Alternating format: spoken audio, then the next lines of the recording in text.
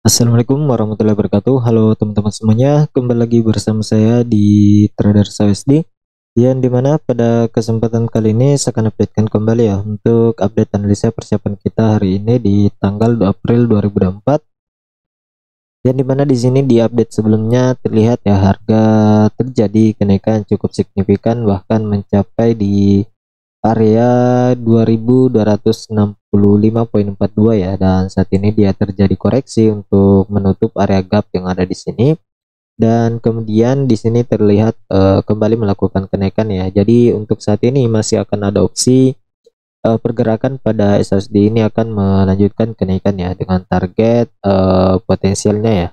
Target potensial kita bisa coba cek dari awal dia breakout, dari awal dia breakout ya, kita menggunakan Fibonacci extension. Dari awal dia breakout bisa targetnya 2300 ya. Kita coba ambil saja di area ini. Kita ambil di time frame-nya lebih kecil ya, untuk target rasional saja. Kita cari, kita coba ambil dari sini. Targetnya dia bisa ke area 2280 ya untuk sementara target kita hari ini, jika memang SASD berhasil untuk break di atas dari beberapa poin key level ya yang harus kita perhatikan saat ini, yaitu di 2254 dan 2264 ya. Jadi jika di kedua area ini di breakout, maka potensial akan menuju ke 2280 ya untuk target rasional sementara pada pergerakan uptrendnya.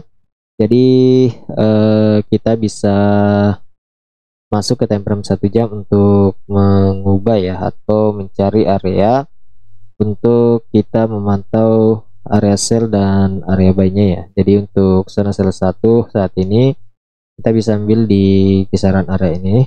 Kemudian untuk zona buy ke 1 kita bisa ambil di area ini. Ini saya geser dulu ya. Kemudian saya masukkan kembali angka-angkanya.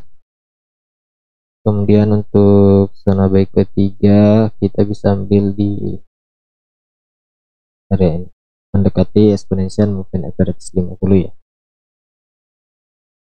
Nah untuk zona sell ketiga kita bisa ambil di area target rasional kita ya, di kisaran area ini. Jadi sekarang kita masukkan angkanya dulu, untuk kemudian nanti saya buatkan skenario nya seperti apa pandangan saya. Jadi untuk zona sell 1 kita ambil di 2252 sampai dengan 2254 ya. Nanti saya akan gambarkan skenario nya.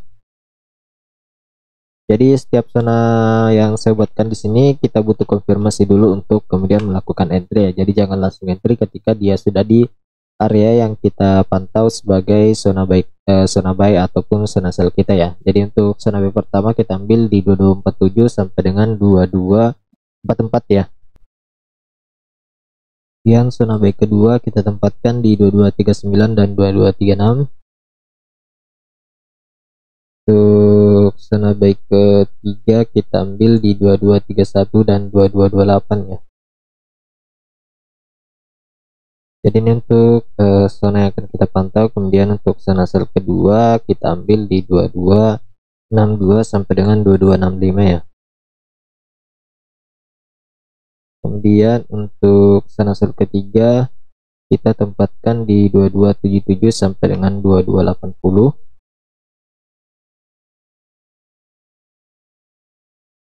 Jadi untuk skenario nya pada pandangan saya saat ini ya, untuk pergerakan dari SASD sendiri, jika nanti di sesi Asia sampai dengan sesi Eropa, karena kalau kita lihat di sini ada trendline ya, ada resistance trendline yang harus di breakout. Jadi jika di sesi Asia sampai dengan sesi Eropa harga terjadi penurunan, maka ada opsi dia ke zona B1 ataupun zona B kedua untuk kemudian mencoba untuk melakukan kenaikan ya.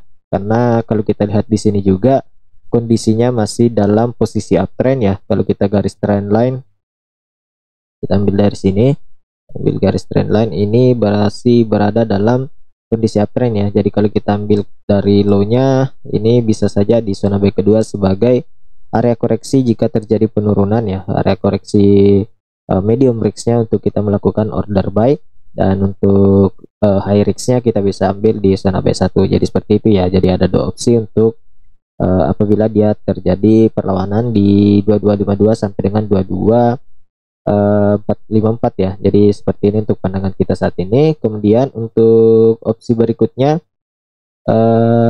jika dia berhasil break di atas dari area ini, maka potensinya akan menuju ke zona sell kedua, kemudian retest di antara zona sell 1 ataupun di mendekati kisaran trendline yang sudah di breakout untuk kemudian melanjutkan kenaikan dengan target dia ke zona sell ketiga ya. Jadi untuk target hari ini, jika berhasil break di sesi Asia sampai dengan sesi Eropa di poin 2252 sampai dengan 2254, dia ada potensi akan melakukan kenaikan ke zona sell ketiga.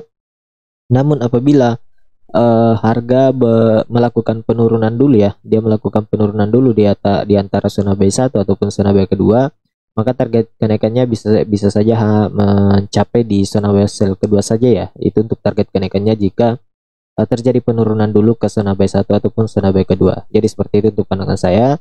Kemudian apabila harga setelah terjadi penolakan di area ini, maka jika terjadi penurunan dan break di bawah dari zona B1 ataupun break di bawah dari resisten yang support trendline yang ada di sini yang kita lihat, dia bisa saja akan kembali melakukan penurunan dengan target untuk ke area zona B ketiga atau ke area ini ya. Ini ada area demand yang belum sempat diuji, jadi ada area demand yang harus kita perhatikan di sini nantinya.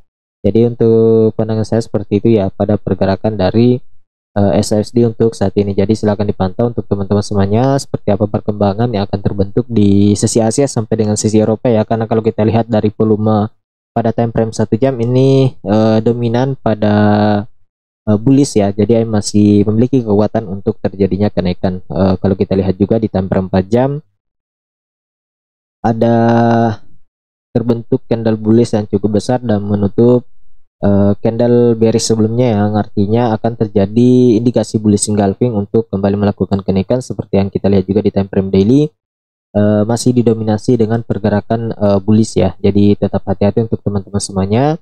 Untuk sellnya kalian cari momentum saja. Untuk buy kalian cari ketika dia terjadi koreksi ya, dan gunakan Fibonacci extension ataupun menggunakan Fibonacci retracement ya untuk mencari area entry yang pas untuk mencari profit pada pergerakan-pergerakan yang terbentuk pada SLSD. Dan tetap hati-hati gunakan SL kalian ya, karena biasanya akan terjadi pergerakan-pergerakan fake yang kemudian menjilat SL kemudian melakukan kenaikan kembali ataupun penurunan kembali. Jadi seperti itu ya untuk pesan saya pada analisa saat ini. Sekarang kita akan coba masuk indeks dolar.